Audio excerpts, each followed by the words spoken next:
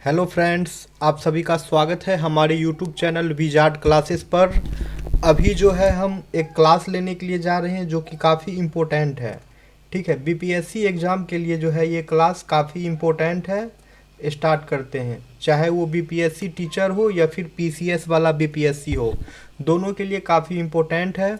Okay, हमारा जो topic है वो है स्पेक्ट्रम बुक का। ओके, हिस्ट्री का ये टॉपिक है स्पेक्ट्रम बुक का। ये राष्ट्रीय आंदोलन का टॉपिक है 1905 से लेके 1918 तक। ओके, सबसे पहले है उग्र राष्ट्रवाद का युग 1905 से 1909। ओके, देखिए यहाँ पे टॉपिक है उग्र राष्ट्रवाद का उदय। ओके, टॉपिक है उग्र राष्ट्रवाद का उदय। ओके फ्रेंड्स, तो आइए पढ़ते हैं। 19वीं शताब्दी के अंतिम वर्षों, विशेषतः 1890 के पश्चात भारत में उग्र राष्ट्रवाद का उदय प्रारंभ हुआ। ओके, यानी कि 19वीं शताब्दी के अंतिम वर्षों, विशेषतः 1890 के पश्चात जो है भारत में उग्र राष्ट्रवाद का जो है उदय प्रारंभ हुआ। ओके, और 1905 तक आते आते इसने अपना पूर्ण स्वरूप धारण कर लिया। ठीक है फ्रेंड्स, 1890 के पश्चात जो है भारत में उग्र राष्ट्रवाद का उदय हुआ। ठीक है, और 1905 आते आते जो है ये पूरे रूप से जो है पूर्ण रूप से अपना स्वरूप धारण कर लिया। ठीक है, अब है उग्र राष्ट्रवाद के उदय के कारण। आखिर ये जो उग्र राष्ट्रवाद आया, इसके उदय का कारण क्या था? ठीक है, इसका कारण था कांग्रेस की, ठीक है, कांग्रेस की अनुनय विनय की नीति से ब्रिटिश सरकार पर कोई विशेष प्रभाव नहीं पड़ा। ठीक है, तथा वे शासन में मनमानी करते रहे। इसके प्रतिक्रिया स्वरूप इस भावना का जन्म हुआ कि स्वराज्य मांगने से नहीं अपितु संघर्ष से प्राप्त होगा।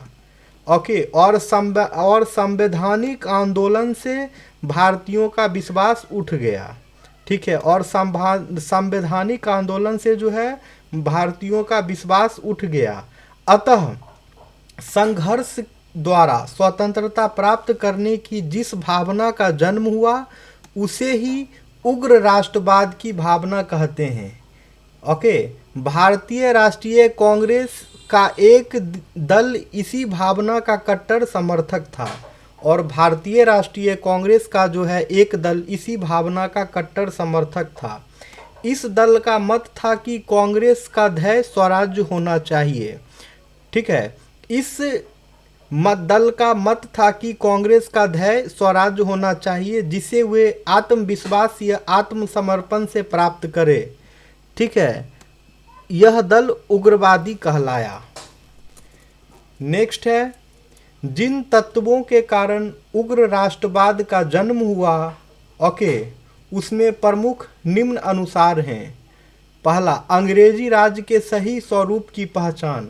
ओके, यानी कि अंग्रेजों द्वारा कांग्रेस के प्रार्थना पत्रों एवं मांगों पर ध्यान न दिए जाने के कारण राजनीतिक रूप से जागृत कांग्रेस का एक वर्ग असंतुष्ट हो गया तथा वह राजनीतिक आंदोलन का कोई दूसरा रास्ता अपनाने पर विचार करने लगा।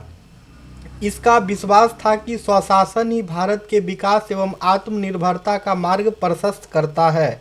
ब्रिटिश सरकार की आर्थिक शोषण की नीति ने देश को विपन्नता के कगार पर पहुंचा दिया था। ठीक है, विपन्नता के कगार पर पहुंचा दिया था। 1896 से 1900 के मध्य पड़ने वाले भयंकर दुर्भिक्षों से 90 लाख से भी अधिक लोग मारे गए, किंतु अंग्रेज शासकों की उपेक्षा विद्यमान रही। दक्षिण भारत में आए भयंकर प्लेग से हजारों लोग काल के ग्रास बन गए। इसके अतिरिक्त दक्षिण भारत ही में हुए सांप्रदायिक झगड़ों ने जन धन को अपार क्षति पहुंचाई।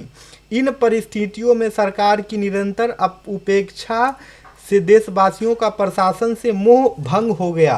राष्ट्रवादियों ने महसूस किया कि ब्रिटिश सरकार भारतीयों को अधिक अधिकार देने की अपेक्षा वर्तमान अधिकारों को भी वापस लेने का कुत्सित प्रयास कर रही है। फलतः इन राष्ट्रवादियों ने तत्कालीन विभिन्न नियमों एवं अधिकारों की आलोचना की। इस अवधि के निम्नलिखित घटनाओं ने भी इस दिशा में उत्प्रेरक का कार्य किया। ओके, तो हमारा ये जो टॉपिक है इसको 1892 से इसको कल के क्लास में स्टार्ट करते हैं, ठीक है। कल के क्लास में यहाँ से स्टार्ट करेंगे। ओके, आप लोग चैनल से जुड़े रहें, वीडियो को और भी फ्रेंड्स के साथ शेयर भी करें, सब लोग आ जाएं चैनल पे। उसके बाद जो है कल से इस वीडियो को स्टार्ट करते हैं। Okay friends, thank you everyone.